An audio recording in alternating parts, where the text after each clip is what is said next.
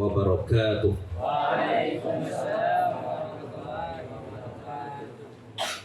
Alhamdulillah. Alhamdulillahilladzi an'ama alaina bi ni'matil iman wal islam. Asyhadu an la ilaha illallah wahdahu la syarika lah. Wa asyhadu anna wa nabiyyana Muhammadan abduhu wa rasuluhu la nabiyya ba'dah. Allahumma salli ala abdika wa nabiyyika wa rasulika nabiyyil ummiyyi wa ala alihi wa sahbihi wa sallimu taslima. Amma ba'd, faqad qala Allah ta'ala fi kitabihil karim, a'udzu billahi minasyaitonir rajim. Ya ayyuhalladzina amanu taqullaha haqqa tuqatih wa la tamutunna illa wa antum muslimun. Shadaqallahul adzim. Ikhwanul iman rahimakumullah, hadirin jamaah salat zuhur yang dimuliakan Allah.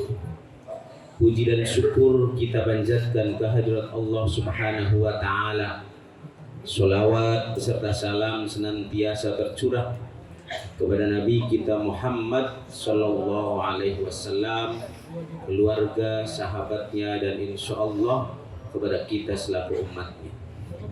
Hadirin hadirat yang dimuliakan Allah, Allah Subhanahu wa ta'ala memerintahkan kepada kita semuanya untuk melaksanakan ibadah sholat, dan tujuan daripada sholat itu adalah sebagaimana yang diterangkan di dalam Al-Quran, aqimis sholat inna sholata tanha anil fahsya'i wal munkar.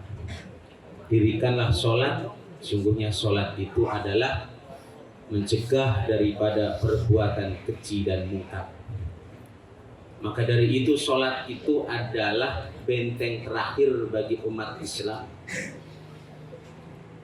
Untuk itu, tak kala sudah ada seruan untuk melaksanakan sholat, panggilan untuk melaksanakan sholat, marilah kita tunjukkan keislaman kita. Kita tunjukkan loyalitas kita untuk senantiasa bergegas untuk menuju panggilan di mana kita untuk tunduk patuh kepada Allah Subhanahu wa ta'ala. Karena sholat adalah memiliki dua dimensi, dimensi hablum minallah dan dimensi hablum minannas. Hablum minallahnya tak kala kita melaksanakan sholat diawali dengan takbir Allahu Akbar, artinya kita telah mengagungkan asma Allah. Semuanya kecil, apapun yang kita miliki di dunia ini kecil, maka kita menghadap Allah dengan mengucapkan takbir Allahu Akbar. Dan di dalam sholat juga ada permohonan-permohonan.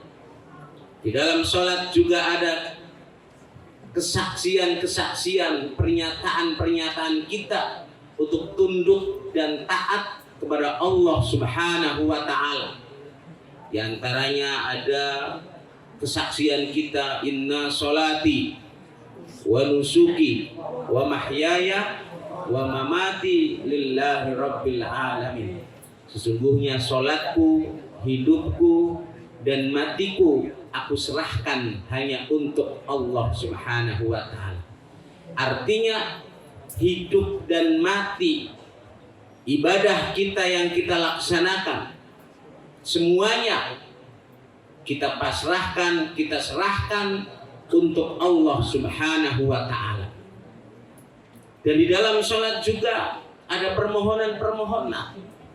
Rabbighfirli warhamni wajburni warfa'ni warzuqni wahdini wa'afini wa'fu anni. Itu adalah satu permohonan di dalam sholat. Maka dari itu sholat hendaknya kita laksanakan dalam rangka untuk apa? Sebagai bentuk tunduk patuh kepada Allah Subhanahu wa taala. Karena amalan daripada orang-orang beriman adalah melaksanakan sholat ataupun mendirikan sholat. Orang beriman adalah mereka wa yuqimunas sholat wa mimma razaqnahum yunfikun. Setinggi apapun pangkat, jabatan, kedudukan yang disandangnya, sekaya apapun kekayaan yang ada di dunia yang dia miliki, tapi kalau dia tidak sholat, maka itu nol besar di hadapan Allah Subhanahu wa ta'ala. Tidak ada apa-apanya. Maka amalan daripada orang-orang beriman adalah wa yuqimunas sholat wa mimma razaqnahum yunfikun. Mereka adalah mendirikan sholat dan juga mereka menafkahkan sebagian daripada harta yang Allah berikan. Artinya dua hal inilah amalan daripada orang-orang beriman yang harus senantiasa dijaga. Karena tadi sholat memiliki dua dimensi. Setelah kita berhubungan dengan Allah, berkomunikasi dengan Allah, bersaksi di hadapan Allah, memohon di hadapan Allah melalui apa? Melalui pelaksanaan sholat. Lalu diakhiri dengan salam. Salam yang artinya adalah menengok ke kanan dan menengok ke kiri. Apa itu filosofinya? Filosofinya adalah orang-orang yang melaksanakan sholat harus tahu kondisi sebelah kanan kita, sebelah kiri kita. Apakah mereka dalam keadaan keamanan, dalam keadaan keselamatan, kesehatan, atau ketertiban, atau sebaliknya. Maka dalam hadis Nabi dijelaskan laisal mu'minu billadzi yasba'u wa jaruhu ja'iun ila jambi. Bukan orang mukmin sejatilah yang dirinya kenyang sedangkan tetangganya menderita kelaparan. Maka dari itu sholat itulah memiliki dua dimensi itu tadi. Dimensi hablu minallah dan dimensi hablu minannas. Hubungan dengan sesama manusia. Maka mari kita ciptakan apa? Kepekaan sosial, rasa responsibilitas terhadap sesamanya harus senantiasa dipupuk, harus senantiasa dimiliki, harus senantiasa kita mampu menghadirkan nilai-nilai sholat di tengah-tengah masyarakat kita. Di dalam Al-Quran dijelaskan ara'aital ladzi yukadzibu biddin. Tahukah kamu siapa itu pendusta agama? Orang yang mendustakan agama adalah mereka. Fadzalikal ladzi yad'ul yatim. Orang yang senantiasa menghardik anak yatim. Wala yahuddu ala ta'amil miskin. Tidak mau tahu, tidak mau memberi makan terhadap fakir miskin. Fawailul lil musallin. Mereka lalai dalam sholatnya. Lalai dalam artian kalau mereka berdiri, suruh berdiri, mereka malas. Kalau suruh berdiri untuk melaksanakan sholat, untuk mengingat Allah, mereka malas. Itu ciri karakteristik daripada orang-orang munafik. Maka dari itu, apakah ada nilai-nilai kemunafikan yang ada pada diri kita? Maka kita harus senantiasa mengintrospeksi diri agar kita terhindar dari sifat-sifat kemunafikan dan senantiasa kita mendekatkan diri kepada Allah Subhanahu wa ta'ala melalui pelaksanaan, melalui ibadah sholat, dan melalui aplikasi sholat di dalam aspek kehidupan kita secara keseluruhan. Maka dari itu, kalau hal-hal yang demikian itu dilaksanakan di dalam kehidupan kita sehari-hari, maka Allah akan memberikan legalitas kepada kita. Ulaika humul mu'minuna haqqo. Mereka itulah orang-orang yang mukmin sebenarnya. Mereka itulah orang-orang yang beriman yang sebenarnya. Keimanannya bukan keimanan palsu. Keimanannya bukan keimanan hanya sebatas lip service. Keimanannya bukan hanya sebatas pengakuan belaka. akan tetapi mampu diaplikasikan, mampu diamalkan, mampu direalisasikan di dalam aspek kehidupan kita sehari-hari, maka Allah memberikan legalitas demikian. Ulaika humul mu'minuna haqqan lahum darajatun 'inda rabbihim, dan Allah akan memberikan derajat yang mulia di sisinya.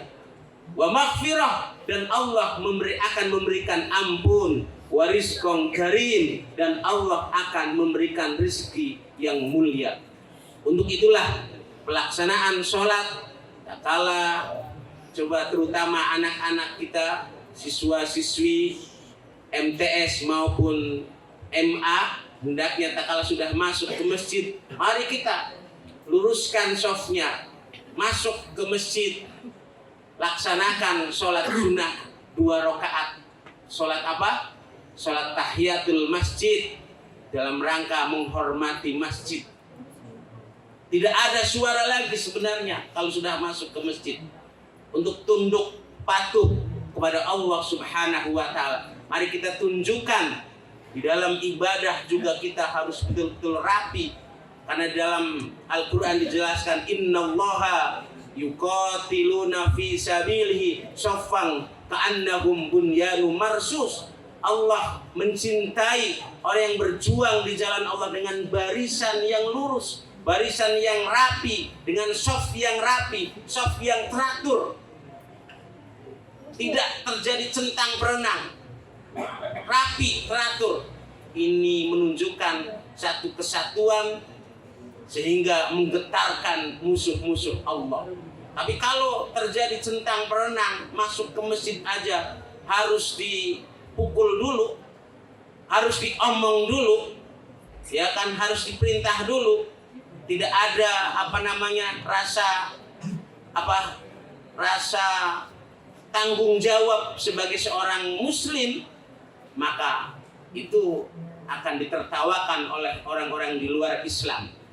Tapi kalau kita betul-betul dalam masuk masjid saja sudah betul-betul rapi, karena ada 3 hal yang ditakuti oleh orang-orang kafir itu, diantaranya adalah tak kala mendengar suara amin itu, mendengar suara amin dengan kompak saja, mereka orang-orang kafir itu akan takut. Itu harus ditunjukkan oleh kita, terutama para pelajar baik itu MTS maupun MA. Untuk itulah agar kita mendapatkan keberkahan dari Allah Subhanahu wa Ta'ala. Demikianlah yang bisa disampaikan, kurang lebihnya mohon maaf. Nasrun minallahi wa fathun qarib wa basyiril mu'minin billahi fi sabilil haq fastabiqul khairat. Assalamualaikum warahmatullahi wabarakatuh.